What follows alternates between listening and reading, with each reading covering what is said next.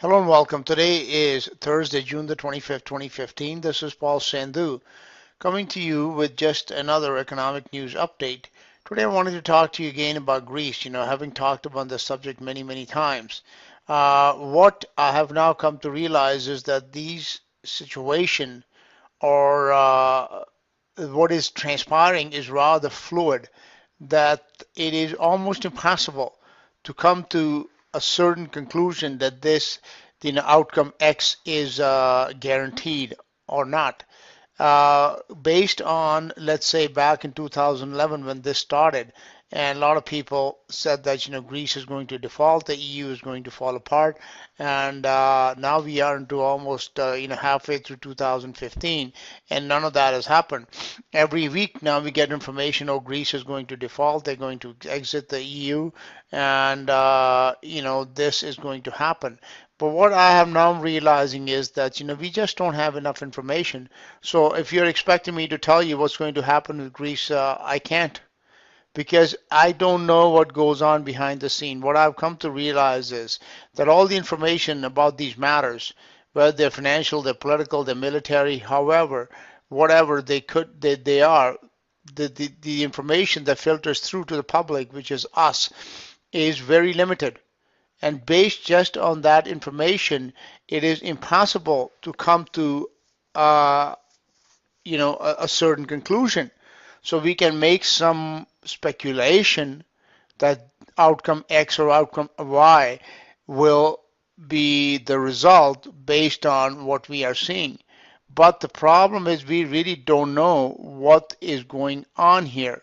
This story about this Greek drama, which is kind of a tragic comedy, the Greeks were famous with their dramas, both the tragedies and also with comedy. So this looks like it's a tragic comedy where there is a Greek tragedy that's being played out, because it is very tragic for a lot of people inside of Greece whose lives have been shattered, because their economy has been decimated, and they're now scrambling to survive, scrambling to hold on to their life savings, and just to have like the sort of lifestyle that they were accustomed to. So Greece was not exactly a first world country, but neither was it like even is not third world either. It's more like a second world country, where things are developed, not as much as they say would be in Germany or in France or in the UK or in the USA, but still, much more advanced than they would be, say, countries in Africa, for example, or certain countries in Asia.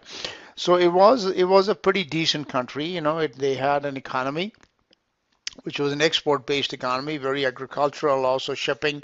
There was certain tourism, though those were some of the big sectors of the Greece economy, but they have been affected a great deal because of what went on over the past 4 years or so.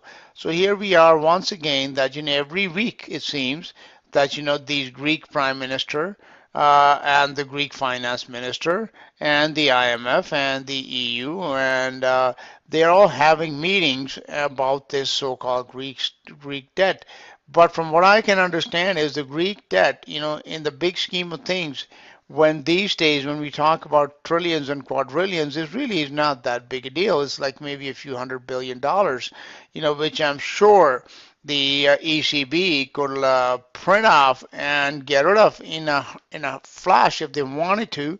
So what exactly is transpiring? What is going on here? Uh, we don't really know. Like there I have read now, and there is some good reasoning behind it, that this drama with Germany and Greece is always portrayed, that they are somewhat antagonistic towards each other, but that may not even be the case. That may be just more showboating than anything else.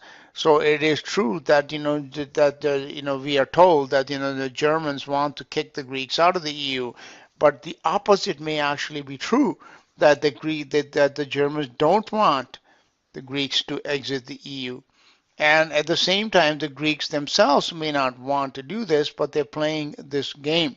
So what's the whole purpose of this game, and what will be the outcome? I don't know. Is Greece going to go out of the EU next month? Maybe. Is the EU going to fall apart? And is this going to lead to another Lehman type moment where the whole world economy is beginning to collapse? Maybe. Everything that we do understand that not just the US economy or the European economy or the Japanese economy or even the Chinese economy, that they are all basically house of cards. And they are bubbles that are being inflated bigger and bigger and bigger. What we didn't understand is that the fabric of this balloon is actually rather strong, or the ability of the powers that be to put patches whenever a hole develops in the bubble.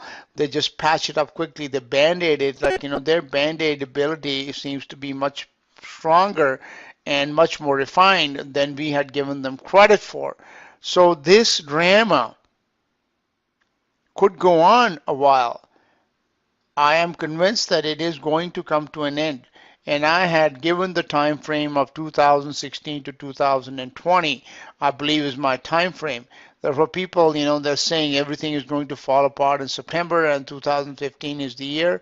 Well, it may well be the year. Every year that has between 2008 and 2014 or 15, every year events have happened, decisions have been made, policies have been implemented that have guaranteed that when this collapse happens, it is going to be on a bigger scale than any of us can imagine. So the longer this game is delayed, the bigger the collapse will be. The only question is, when will that come? When will these guys not be able to pull any more rabbits out of their hats, and they will throw all of us, the people, to the wolves? Okay, that ultimately is their plan. People like Ben Bernanke or Timothy Geithner or whoever the current U.S. Treasury Secretary is, Jack Lew, I believe, and all these people, the politicians, the bankers, Jamie Dimons of this world, they are blank finds. I'm sure they have their behinds well covered. So when it does happen, they have their escape pods ready and they'll be able to weather it. But it is the common people, as has happened to the people in Greece, that they are the ones that are suffering the most. I'm sure this man that was the Greek prime minister before this current one, who just happened to be a Goldman Sachs boy, I'm sure he's doing quite well.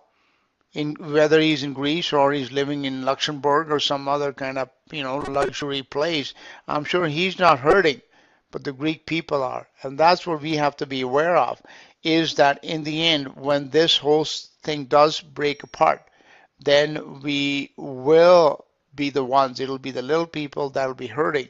So the onus is on us to prepare for that time, which is basically to have some cash in hand, have food, supplies, etc., to be basically ready for anything. Just imagine the worst case scenario and then think that it probably is going to be 100 times worse and prepare for that. You see these things here, like look at this here. These are some headlines. 70 million Americans teetering on the edge of financial ruin. And if that's 70 millionth a day, which is basically a fifth of the population of the country, if that is already the situation today, when we are told that everything is in a state of recovery, that things are good, everything is hunky-dory, what do you think is going to happen when we are facing something like a Greek situation? When the creditors are coming knocking on American doors and demanding payment, and those days will come, then you can imagine what will happen. And this is going to be a global phenomenon. Okay, so far we have weathered it here in North America, in the Western world. Things got tough here and there, but basically people are still out there enjoying life. They're still watching ball games, eating hot dogs and drinking beer. But those days may well be numbered. So, my friends, I don't really have a firm answer for you. I'm going to be talking to some other people, like that are better informed than myself, like Jim Billy, Rob Kirby, etc. In the near future, we'll do some talk shows with them, and perhaps they will give me more information as to what they expect to see happening and what will be the outcome of a Greek default or of a Greek exit from the EU.